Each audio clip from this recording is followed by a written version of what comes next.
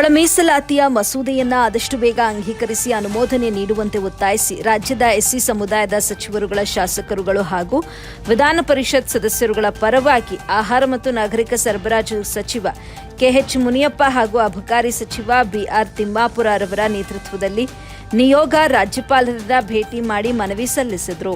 ಮನವಿಯಲ್ಲಿ ವಿಧಾನಸಭೆ ಹಾಗೂ ವಿಧಾನ ಪರಿಷತ್ನಲ್ಲಿ ಆಡಳಿತ ಪಕ್ಷ ಹಾಗೂ ವಿರೋಧ ಪಕ್ಷದವರು ಚರ್ಚೆ ಮಾಡಿ ಮಸೂದೆಯನ್ನ ಅಂಗೀಕರಿಸಿದ್ದು, ಮಸೂದೆಯಿಂದ ಬಹಳ ಹಿಂದುಳಿದ 101 ಎಸ್ಸಿ ಸಮುದಾಯದವರಿಗೆ ಅನುಕೂಲವಾಗಲಿದ್ದು ಸಾಮಾಜಿಕ ನ್ಯಾಯ ಸಿಗಲಿದೆ ಅಂತ ತಿಳಿಸಿದ್ದು, ಒಳ ಮೀಸಲಾತಿಯ ಮಸೂದೆಯನ್ನ ಆದಷ್ಟು ಬೇಗ ಅಂಗೀಕರಿಸಿ ಅನುಮೋದನೆ ನೀಡುವಂತೆ ಕೋರಲಾಗಿದೆ. ನಿಯೋಗದಲ್ಲಿ ಶಾಸಕರುಗಳಾದ ರೂಪಕಲಾ ಶಶಿಧರ್, ಕೆಎಸ್ ಬಸವರಾಜ್, ಎನ್ ಶ್ರೀನಿವಾಸ್, ಕಟಕದೊಂದ್ ವಿಠಲ್ ದೊಂಡಿಬಾ, ಮಾಜಿ ಸಂಸದರುಗಳಾದ ಬಿಎನ್ ಚಂದ್ರಪ್ಪ, ಎಲ್ ಹನುಮಂತಯ್ಯ, ವಿಧಾನ ಪರಿಷತ್ ಸದಸ್ಯ ಸುಧಾಮದಾಸ್ ಉಪಸ್ಥಿತರಿದ್ದರು. ವರದಿ ಪರ್ವೀಸ್ ಖಾನ್, ಎಬಿ ನ್ಯೂಸ್ ಕನ್ನಡ, ದೇವನಹಳ್ಳಿ.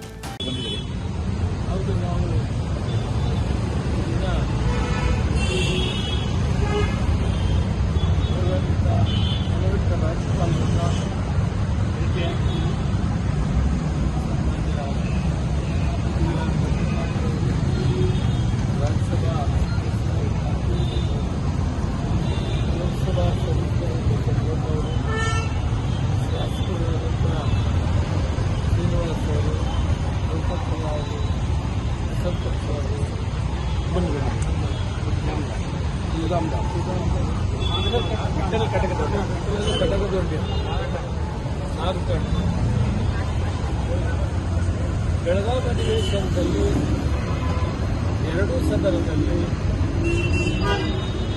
ಒಳ ಮೀಸಲಾತಿ ಸಂಬಂಧಪಟ್ಟಂಥ ಬಿಲ್ಲನ್ನು ವಿರೋಧ ಪಕ್ಷದವರು ಬಿಜೆಪಿ ಮತ್ತು ದಳ ಮತ್ತು ಎಲ್ಲ ಒಟ್ಟಾಗಿ ಅವಿರೋಧವಾಗಿ ತೀರ್ಮಾನ ಮಾಡಿ ಅದನ್ನು ಸಮ್ಮತಿ ಕೊಟ್ಟು ಬಿಲ್ಲನ್ನು ಪಾಸ್ ಆಯಿತು. ಅದೇ ರೀತಿ ವಿಧಾನ ಪರಿಷತ್ತಿನಲ್ಲಿ ಸಹ ಅವಿರೋಧವಾಗಿ ಬಿಜೆಪಿ ದಳ ಮತ್ತು ಕಾಂಗ್ರೆಸ್ ಒಟ್ಟಿಗೆ ಸೇರಿ ಅವಿರೋಧವಾಗಿ ಆ ಬಿಲ್ಲನ್ನು ಅನುಮತಿ ಆಯಿತು, ಪಾಸ್ ಆಯಿತು. ಈ ಬಿಲ್ಲನ್ನು ಕಾನೂನುಬದ್ಧವಾಗಿ ರಾಜ್ಯಪಾಲರಿಗೆ ಕಳಿಸುವಂಥ ಕೆಲಸ ನಮ್ಮ ಸರ್ಕಾರದಿಂದ ಚೀಫ್ ಸೆಕ್ರೆಟರಿ ಅವರು ಕಳಿಸಿದ್ದಾರೆ. ಸ್ವಲ್ಪ ಕ್ಲಾರಿಫಿಕೇಶನ್ ಕೇಳಿದ್ವಿ. ಆ ಕ್ಲಾರಿಫಿಕೇಶನ್ ಕೂಡ ಒಂದು ವಾರದ ಹಿಂದೆಯೇ ಸರ್ಕಾರ ಮುಖ್ಯ ಕಾರ್ಯದರ್ಶಿಗಳ ಮುಖಾಂತರ ಕೊಟ್ಟಾಯಿತು.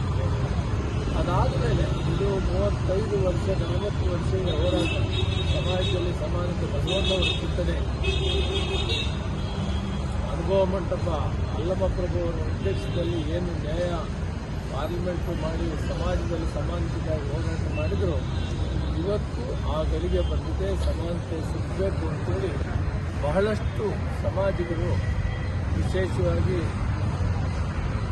ದಲಿತ ಸಂಘರ್ಷ ಸಮಿತಿಗಳು, ಮಾದಿಗ ಹೋರಾಟ, ಮಾದಿಗ ಮೀಸಲಾತಿ ಹೋರಾಟ ಸಮಿತಿಗಳು ಹೋರಾಟ ಮಾಡಿ ಅದರ ಫಲವಾಗಿ ಇವತ್ತು ಸರ್ವೋಚ್ಚ ನ್ಯಾಯಾಲಯ ಒಂದು ತೀರ್ಮಾನ, ಸಮಾಜದಲ್ಲಿ ಸಮಾನತೆಯನ್ನು ಹಂಚಿಕೊಳ್ಬೇಕು. 101 ಜಾತಿಗಳಿವೆ ಎಸ್ಸಿಯಲ್ಲಿ, ಅವರೆಲ್ಲರೂ ಕೂಡ ಅವರ ಜನಸಂಖ್ಯೆ ಆಧಾರದ ಮೇಲೆ ಇದನ್ನು ಹಂಚಿಕೊಳ್ಬೇಕು ಅನ್ನೋದನ್ನು ಸರ್ವೋಚ್ಚ ನ್ಯಾಯಾಲಯ ತೀರ್ಮಾನ ಕೊಟ್ಟಂಥ ಕಾಲದಲ್ಲಿ ನಮ್ಮ ಸರ್ಕಾರ, ಮಾನ್ಯ ಮುಖ್ಯಮಂತ್ರಿಗಳು, ಉಪಮುಖ್ಯಮಂತ್ರಿ ಮತ್ತು ಎಲ್ಲ ಸಚಿವ ಸಂಪುಟ ಸದಸ್ಯರು ಅವಿರೋಧವಾಗಿ ಅದನ್ನು ತೀರ್ಮಾನ ಕ್ಯಾಬಿನೆಟ್ ಡಿಸಿಷನ್ ಆದಮೇಲೆ ನಾವು ಅಸೆಂಬ್ಲಿಯಲ್ಲಿ ಕೂಡ ಎಲ್ಲ ಪಕ್ಷಗಳು ಸೇರಿ ಅವಿರೋಧವಾಗಿ ತೀರ್ಮಾನ, ಅಸೆಂಬ್ಲಿ ಮತ್ತು ವಿಧಾನ ಪರಿಷತ್ತಲ್ಲಿ ಆ ಬಿಲ್ಲನ್ನು ನಾವು ಕಾನೂನುಬದ್ಧವಾಗಿ ಬಿಲ್ ಪಾಸ್ ಆದಮೇಲೆ ಅದರ ಒಟ್ಟಾರೆ ಸೈನ್ ಮಾಡಿದ್ದು ಫೈನಲ್ ಆಗಿ ಗವರ್ನರ್ ಅವರು ಮಾಡಿದ್ರು. ಅವರು ಒಂದು ಕ್ಲಾರಿಫಿಕೇಶನ್ ಮತ್ತು ಆಶಾಭಾವನೆಯಲ್ಲಿ ನಾನು ಅದನ್ನು ನೋಡಿ ತೀರ್ಮಾನ ತೆಗೆದುಕೊಳ್ತೀನಿ ಅನ್ನೋ ಮಾತನ್ನು ಹೇಳಿದ್ದಾರೆ. ನಮಗೆ ಆಶಾಭಾವನೆಯಲ್ಲಿ ಅದು ಅವರು ಅದನ್ನು ಅನುಮತಿ ಮಾಡ್ತಾರೆ, ಅದನ್ನು ಅವರು ಅರ್ಪಿತ ಮಾಡಿ ಕಳಿಸಿಕೊಡ್ತಾರೆ ಸರ್ಕಾರಕ್ಕೆ ಅಂತ ನಾವು ಆಶಾಭಾವನೆಯಿದ್ದೀವಿ. ಇದು ಬಹಳಷ್ಟು ದಿನಗಳ 40 ವರ್ಷದ ಹೋರಾಟ. ಅದರಲ್ಲಿ ಯಾರಿಗೂ ಏನು ಅನ್ಯಾಯ ಆಗಲ್ಲ. ಎಲ್ಲ ವರ್ಗದ 101 ಜಾತಿಗೂ ಕೂಡ ನ್ಯಾಯ ಸಿಕ್ಕುವಂಥದ್ದು ಮಾಡಿದ್ವಿ. ಜೊತೆಗೆ ಒಂದು ಪರ್ಮನೆಂಟ್ ಕಮಿಷನ್ ಯಾವುದಾದ್ರೂ 101 ಜಾತಿ ಇದೆ. ನ್ಯಾಯ ಇಲ್ಲ ಅಥವಾ ನಮ್ಮ ಜನಸಂಖ್ಯೆ ಆಧಾರದ ಮೇಲೆ ಸಿಕ್ಕಿಲ್ಲ ಅಂದರೆ ಆ ಪರ್ಮನೆಂಟ್ ಕಮಿಷನ್ ಏನಿದೆ SC ಕಮಿಷನ್, ಅದರ ಮುಖಾಂತರ ಮತ್ತೆ ಅವರ ಸಮುದಾಯ ಏನಿದೆ ಅನ್ನೋದನ್ನು ಸರ್ವೆ ಮಾಡಿಸಿ ಆ ಜನಸಂಖ್ಯೆ ಆಧಾರದ ಮೇಲೆ ಅವರು ಕೊಡೋಕ್ಕೆ ಕೂಡ ಅವಕಾಶ ಇರುವಂಥ ವ್ಯವಸ್ಥೆ ಮಾಡಿಕೊಂಡಿದ್ವಿ. ಅದರಿಂದ ಇವತ್ತು ಈ ಸರ್ಕಾರದಲ್ಲಿ ಯಾರಿಗೂ ಅನ್ಯಾಯದಲ್ಲಿ ಎಲ್ರಿಗೂ ನ್ಯಾಯ ಸಿಗ್ತದೆ. ಅದನ್ನು ಆದಷ್ಟು ಬೇಗ ನಾವು ಅನುಮತಿ ಕೊಡಬೇಕು ಅಂತ ಮನವತ್ತು ರಾಜ್ಯಪಾಲರು ಮಾಡ್ತಾರೆ ಅನ್ನೋ ಭರವಸೆ ನಮಗೆ